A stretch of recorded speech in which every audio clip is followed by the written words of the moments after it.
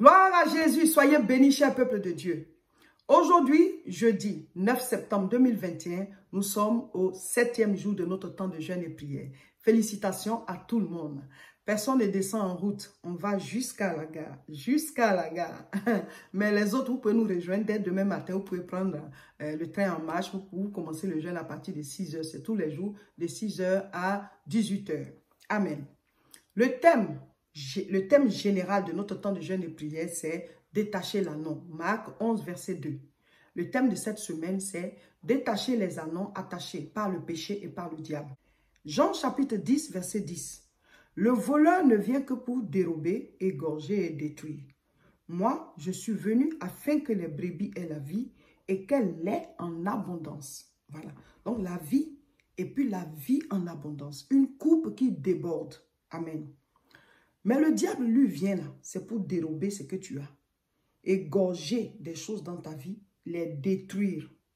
Donc les deux, Dieu est là et le diable aussi, il te cherche. Pendant que le Seigneur a un plan de gloire pour toi, l'ennemi a un plan d'abaissement, de souffrance, de pleurs. Pendant que Jésus a un plan de joie, de paix, de bonheur, de prospérité, lui, il a un plan d'abaissement, de souffrance, de maladie, de pleurs. Voilà, vous voyez. Maintenant, qu'est-ce qui va faire que le plan de chacun va s'accomplir? Ça dépend de toi. Ça dépend de toi. Donc, souvent, on dit on est chrétien et puis c'est fini. Non, il faut maintenir la vie spirituelle. Jésus lui-même priait tous les jours. Il y a des choses que le diable vient attacher dans la vie des gens. Il y a des choses que le diable vient voler dans la vie des gens. Il y a des choses que le diable vient dérober. Pendant un temps de sommeil, pendant un temps d'inattention, il peut te dérober ta joie, il peut te dérober ta paix, il peut te dérober ta santé, te dérober tes finances, te dérober ton travail, te voler en tout cas ta promotion. Pendant un temps d'inattention, mon frère, ma soeur, c'est pour ça que la Bible dit veillez et priez. Veillez et priez. Quand il dit veillez et priez, ça ne veut pas dire que nous, on ne doit jamais dormir. Mais on a un Dieu qui ne sommeille ni ne dort. Donc, en tant que chrétien, tu dois activer ta protection régulièrement. Tu dois être un homme de prière, une femme de prière. Veillez et priez. Pourquoi? Parce que notre vie spirituelle, on doit la maintenir. On ne sait pas quand on va quitter la terre. À tout moment, on peut quitter la terre. Donc, veillez et priez à cause de notre salut. Deuxièmement, pourquoi est-ce qu'on doit veiller et prier? Parce que la trompette peut sonner à tout moment. Jésus-Christ peut venir à tout moment. Troisièmement, pourquoi est-ce qu'on doit veiller et prier? Parce qu'en face de nous, il y a le diable. Il y a l'adversité. Mais le diable, ce n'est pas quelqu'un qu'on va voir pour dire, le voici qui est en train de passer. Il utilise des êtres humains autour de nous. De la manière dont Dieu utilise certains, le diable utilise aussi d'autres. Donc, tu dois veiller et prier parce que tu ne sais pas par qui Satan va passer pour te dérober quelque chose, te voler quelque chose ou te détruire quelque chose. Alléluia. Mes frères, mes soeurs, il y a quelqu'un qui dit que pendant une certaine période, elle a hébergé une dame qui venait vendre, elle fait de ville en ville pour vendre. Et donc, quand elle arrive dans leur ville, c'est elle qui l'héberge, c'est elle qui l'héberge. Et à un certain moment, elle s'est rendue compte que, voilà, parce qu'il n'y avait pas assez de place, donc la dame dort dans la chambre de leurs enfants, avec aussi d'autres personnes. Hein. Voilà, vous savez que souvent, il y a des familles, c'est pas facile. Et la dame, c'est là qu'elle vient, quand elle vient faire son commerce. Et elles se sont rendues compte finalement que il y a un de ses enfants qui dit que la tata, là, chaque fois qu'elle vient, elle lui ramène des choses. Il se disait que c'était juste par gentillesse. Mais en fait, la femme, c'était des trucs envoûtés qu'elle donnait à l'enfant.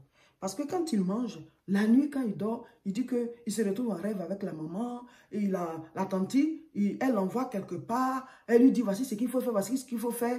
Et au fur et à mesure, l'enfant, il avait commencé à devenir très méchant à la maison. Il faisait des choses, les parents ne comprenaient pas. Or, la dame est en train d'initier l'enfant en sorcellerie. Je ne dis pas que c'est tout le monde qui fait ça. Hein, parce que certaines personnes prennent un cas particulier pour généraliser. Il ne faut pas devenir paranoïaque.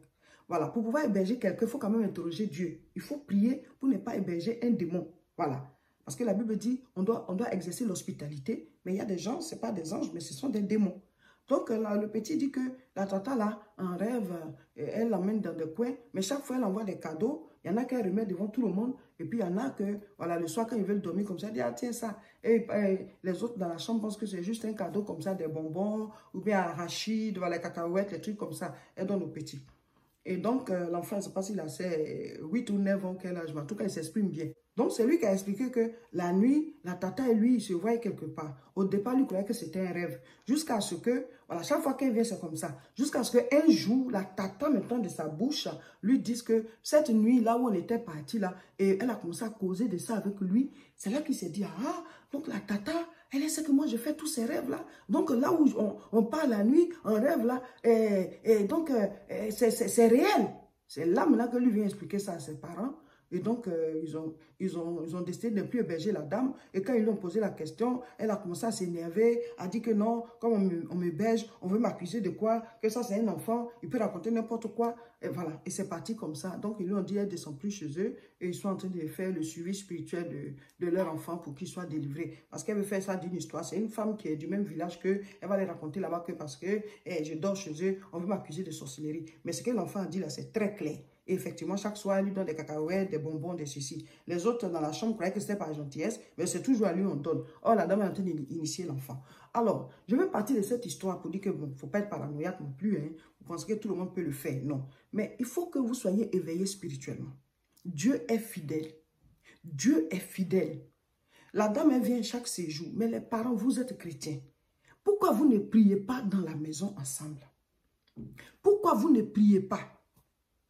Parce que s'il y avait une cellule de prière dans la maison, là, avec l'esprit que la femme là a, là, elle n'allait plus venir. Vous ne priez pas. La Bible dit veillez et priez. Donc, c'est un temps de sommeil spirituel. La femme est en train de s'aimer. Si l'enfant a été devenu maintenant vrai sorcier, parce que s'il a pu venir expliquer tout ça, c'est parce que lui, il n'a pas envie de devenir. Quand quelqu'un veut devenir, là, il ne veut pas dire. Mais s'il a dit, là, c'est qu'il ne veut pas devenir. Donc, si les pasteurs le suivent, ils vont le sauver, ils vont le sortir de là. Parce que lui, il n'a pas donné son accord. Il croyait que c'était des rêves. Vous voyez.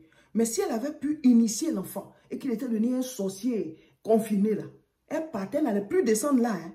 Elle a fini de s'aimer quelque chose. Elle a fini de voler leur anon, attacher la vie de l'enfant. Et maintenant, c'est eux maintenant qui vont se souffrir avec ce petit sorcier qui a commencé sa mission dans leur maison. Vous voyez. Veillez et priez. Je vais lire. Matthieu chapitre 13, à partir du verset 24. Il leur proposa une autre parabole et il dit, « Le royaume des cieux est semblable à un homme qui a sémé une bonne sémence dans son champ. Mais pendant que les gens dormaient, son ennemi vint, séma des livrets parmi le blé et s'en alla. » Vous voyez, les temps de sommeil spirituel, c'est-à-dire les temps d'inattention, et on communique quelque chose, on te vole quelque chose. La solution de ça, c'est d'être éveillé spirituellement. Être éveillé spirituellement veut dire quoi? C'est que tu es un homme de prière, tu es une femme de prière. Si tu pries régulièrement, Dieu étant fidèle, il y a quand même beaucoup de choses qu'il va t'éviter. Même si certaines choses, tu ne passes pas des épreuves, parce que Lazare, l'ami du Seigneur, est tombé malade. On peut être un homme de prière, on peut être une femme de prière, et on peut vivre des épreuves. Ça, Dieu peut passer par là pour nous enseigner. Et au-delà de ça, on voit encore sa puissance. Ce qui s'est passé pour Lazare, ce n'est pas qu'ils avaient péché ou bien qu'ils n'étaient plus chrétiens. Lazare est tombé malade. Jésus a laissé qu'il meure parce qu'il voulait faire un miracle supérieur. À partir de là, tout le monde a vu que Dieu peut faire ça, même ressusciter les morts. Mais il fallait un mort pour qu'on voit que Dieu ressuscite les morts. Donc, même quand tu es spirituellement assis, tu peux avoir des épreuves, mais ce sont des épreuves que Dieu permet pour te faire passer à un autre niveau et ta foi grandit et tu sors de là avec des témoignages puissants. Mais ici, je parle des coups qu'on prend par manque d'éveil spirituel. Des coups qu'on prend pendant les temps de sommeil spirituel. Tu ne pries pas, tu n'es pas en contact avec Dieu. Donc, tu es chrétien, hein, mais l'atmosphère de chez toi là n'est pas spirituelle. Tu es chrétien, mais tu ne dégages pas la puissance. Tu es chrétien, mais les démons, voilà, ils règnent autour de toi. Les ténèbres sont là. Mes frères, mes soeurs, le monde dans lequel on est là, c'est un monde de ténèbres. C'est un monde de ténèbres. C'est Jésus qui est la lumière. On a la lumière physique, mais spirituellement parlant, ce monde est un monde de ténèbres. Et c'est nous qui sommes la lumière parce que quand Jésus, on l'accepte, il est en nous. C'est comme l'ampoule. Nous sommes l'ampoule et à l'intérieur, le filament, là, c'est Christ. Et l'électricité, là, c'est le Saint-Esprit. Donc, Christ brille à travers nous et donc, c'est nous qui sommes la lumière du monde à cause de Jésus qui est en nous. Mais si ta lumière est éteinte, si ta lumière est enveilleuse, si ton feu, là, il y a de la cendre dessus, ça ne peut pas cuire le repas. Tu ne peux pas briller. Donc, les ténèbres vont régner autour. Les insectes vont tourner, voilà, les bestioles et tout, parce que ben, ta lumière ne brille pas. Bon, il y a chrétien et puis il y a chrétien. Il y a chrétien et puis il y a chrétien. Mon frère, ma soeur, quel genre de chrétien es-tu? Aujourd'hui, nous disons que nous allons prier pour que tout ce qui nous avait été volé, arraché, tout ce que Satan a attaché, qui est notre objet de gloire, on va aller récupérer ça au nom de Jésus. Donc, pendant ta marche avec Dieu, là, je ne parle pas du péché, on a parlé déjà du péché, mais tes temps de sommeil spirituel, tes temps d'inattention, où quelqu'un utilisé par le diable a sémé quelque chose dans ta vie, t'a poussé vers quelque chose, on t'a arraché des grâces, on a attaché quelque chose, on a fermé une porte sur toi, on t'a mis voilà, dans des incantations et tout, à ton insu. Voilà, tu vas briser ça au nom de Jésus. Tout ce qui m'a été volé spirituellement, au nom de Jésus, je brise les chaînes et je récupère. Tout ce qui m'a été dérobé, je récupère. Tout ce qui a été détruit, le Seigneur redonne la vie. Il ramène à l'existence. Tout ce qui a été égorgé, au nom de Jésus, je récupère. Je proclame dans les cieux, sur la terre et sous la terre, les grâces infinies, les annons, les objets, les circonstances de gloire. C'est ça que les anneaux représentent. Ce sur quoi je vais monter pour briller. Ce sur quoi je vais monter pour prospérer, pour aider ma famille, pour être quelqu'un qui a une réponse, une solution pour les autres. Dans ce monde de souffrance, ce que Dieu a prévu, dans ce monde de souffrance à travers moi, qui va non seulement me sauver, aider ma famille, aider les gens autour de moi. Ces circonstances, ces objets de gloire, ces choses qui sont en moi, que l'ennemi a volé, il a dérobé. Pendant un temps d'inattention, il a sémé l'ivraie dans mon champ. J'arrache toute ivraie, j'arrache toute maladie, j'arrache toute malédiction, j'arrache toute incantation. Je brise l'effet des incantations, des enchantements, des malédictions. Je les brise au nom de Jésus. Je les brise, je libère mes anneaux, je libère mes anneaux. Je les arrache au diable, aux serviteurs du diable. Toute incantation faite à mon insu, je les annule. Toute parole d'enchantement, je les annule. Toute parole de malédiction, je les annule, je les brise au nom de Jésus, au nom de Jésus. Tout ce que j'ai mangé qui n'est pas la gloire de Dieu, j'enlève l'effet dans mon corps. Tout ce que j'ai bu qui n'est pas la gloire de Dieu, donné par quelqu'un qui sert le diable à mon insu, j'enlève ça dans mon corps, j'enlève ça dans mon organisme. Au nom de Jésus, tout ce qu'on m'a pris pour aller me voler des choses, je récupère ces choses-là. Tout ce sur quoi ils se sont basés, si c'est de l'argent, si c'est des vêtements, si ce sont des choses qui m'appartiennent, je sanctifie ces choses. Je récupère mon étoile, je récupère ma grâce, je récupère ma bénédiction. Tout ce qui est maintenu dans le camp de l'ennemi, je récupère, je récupère, je récupère. Au nom de Jésus, tout anneau attaché, dérobé, égorgé, détruit, je reprends le dessus. Au nom de Jésus. Amen. C'est comme ça, mes frères, mes soeurs. On est en guerre. On est un temps un temps spirituel très fort. Donc, on est en train de combattre. Alléluia. Nous avons des armes offensives et défensives. Il ne faut pas tout le temps se défendre. Il faut aussi aller à l'offensive. Amen. Nous devons être éveillés spirituellement. C'est-à-dire, même avant de dormir, tu dois prier. Tu dois activer ta protection spirituelle. L'ange de l'Éternel campe autour de ceux qui le craignent. Celui qui craint Dieu va prier avant de dormir. Celui qui craint Dieu va prier avant de sortir. Celui qui craint Dieu, tout au long de la journée, il va prier.